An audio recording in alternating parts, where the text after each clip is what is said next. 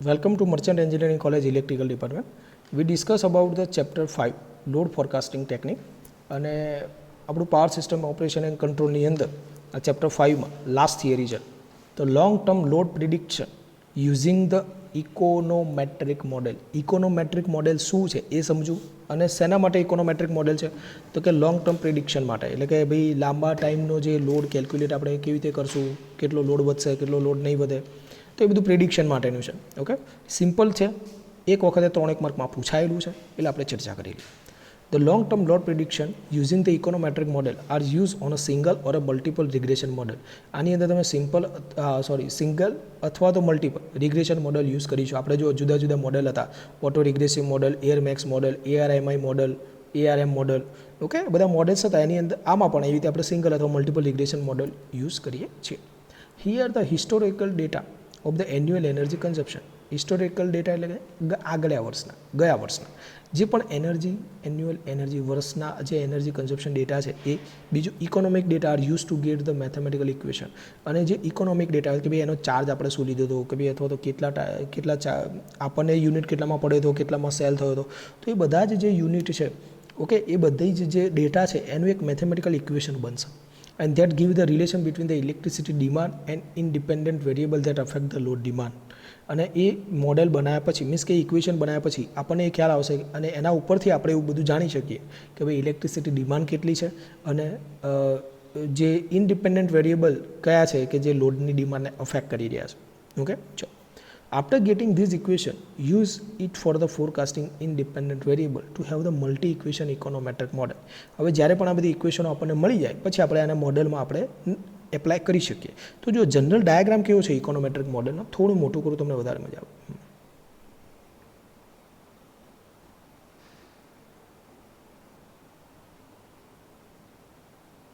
Okay, તો normal model કેવું છે તો કે આમાં જે પણ આપણે ઇનપુટ્સ આપવાના હતા કે ભાઈ ઇનપુટ ડેટા, ઇનપુટની અંદર કે ભાઈ basic load model, electric load model હોય. બીજું પછી વેધર ડેટા છે અને વેધરનું જે પણ વેધર સેન્સિટિવ લોડ મોડેલ હોય એ.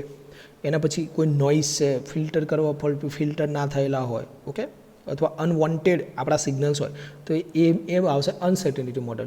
એમ AX, BX અને CX નામ આપેલા છે અને બધાનું ટોટલ કરશું એટલે આપણને લોડ ફોરકાસ્ટનું એક ફાઇનલ FX મોડેલ મળશે, ફોરકાસ્ટ લોડ ડિમાન્ડ FX, અને એ FXનું ઇક્વેશન બનશે AX plus BX plus CX. Simple.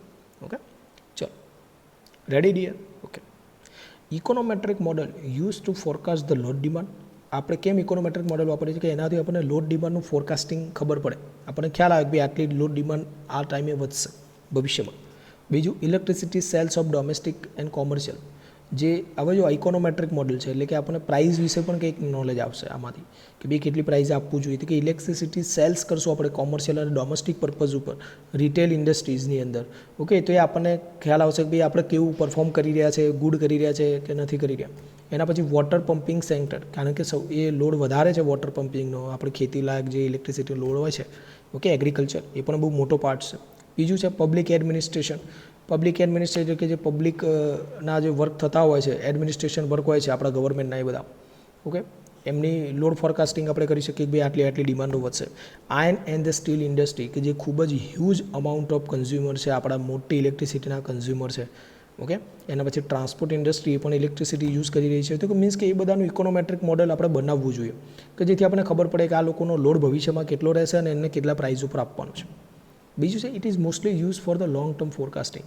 આ કોઈ પોલિસી બનાવવાની હોય કોઈ સ્ટેટની અથવા કોઈ કન્ટ્રીની, કોઈ, ઓકે, તો પોલિસી બનાવવાની હોય એના માટે લોંગ ટર્મ ફોરકાસ્ટિંગ કરવું પડે. ઓકે, તો એના માટે આ ઇકોનોમેટ્રિક મોડેલ વપરાય છે. તો કે it is mostly use for the long term forecasting. Policy adoption, મેં તમને કીધું એમ પોલિસી બનાવવાની હોય ત્યારે. બીજું ટેકનોલોજીકલ ઇમ્પ્લિમેન્ટેશન, તમારે કોઈ નવી ટેકનોલોજી ઇન્વોલ્વ કરવી છે. મીન્સ કે આપણે 11 kVનું જે આપણા 11 kV આપણે નોર્મલી હવે અંડરગ્રાઉન્ડ કરી રહ્યા છે કે જેથી ઉપરની જમીનનો બચાવ થાય અને આપણે એને કંઈક યુઝ કરી શકીએ. ઓકે, કારણ કે જે જ્યાં આગળથી આપણી લાઇન જશે ડિસ્ટ્રીબ્યુશન તો એની નીચે કંઈ થઈ નહીં શકે, અથવા તો આપણે થોડા રિસ્ટ્રિક્શન છે તો એ ના થાય એના માટે આપણે 11 kV અંડરગ્રાઉન્ડ કરી રહ્યા છે. મીન્સ કે આ બધું ટેકનોલોજીકલ ઇમ્પ્લિમેન્ટેશન વખતે પણ આ ઇકોનોમેટ્રિક મોડેલ યુઝ કરવું પડે. એના પછી છે બિહેવિયરલ ચેન્જ, કોઈ ચેન્જ આવી રહ્યો છે, કોઈ યુઝની અંદર ચેન્જ આવી રહ્યો છે, ઓકે, તો એ બધા બિહેવિયરલ ચેન્જ આપણે સ્ટડી કરી શકીએ. બીજું ઇનપુટ હોલ ટ્રેન્ડ, તો કે house hold trend, income, gross domestic product growth, energy intensity, price elasticity, wholesale price, supplier obligation. તો જો ઇકોનોમેટ્રિક મોડેલ નોર્મલી છે ને એ જાય છે આપણા પ્રાઇઝના સાઇડ સેગમેન્ટની અંદર જઈ રહ્યું છે. ઓકે, તો કે આટલા બધા એ ઇનપુટ્સ આના હોઈ શકે. તો કયા કયા? તો કે ઇનપુટ હોલ ટ્રેન્ડ્સની અંદર હાઉસ હોલ્ડ ટ્રેન્ડ છે, ઇન્કમ છે, ગ્રોસ ડોમેસ્ટિક પ્રોડક્ટ ગ્રોથ છે, energy intensity, price elasticity, wholesale price, supplier obligation. એના પછી બીજા છે population growth, maximum demand, set of equipment in house hold, behaviour of electric appliances, use of the new electrical device like the cars, mobile, laptop, electric, બધું જ.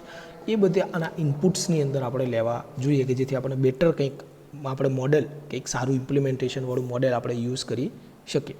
Okay, તો ક્યાંક એક વખતે પૂછાયેલું છે એટલે આપણે થોડું એના ઉપર નજર નાખવી પડે. લોંગ ટર્મ પ્રિડિક્શનની કોઈ બી મેથડ પૂછાય ઇકોનોમેટ્રિકની તો આપણે એને સારી રીતે રિપ્રેઝન્ટ કરી શકીએ.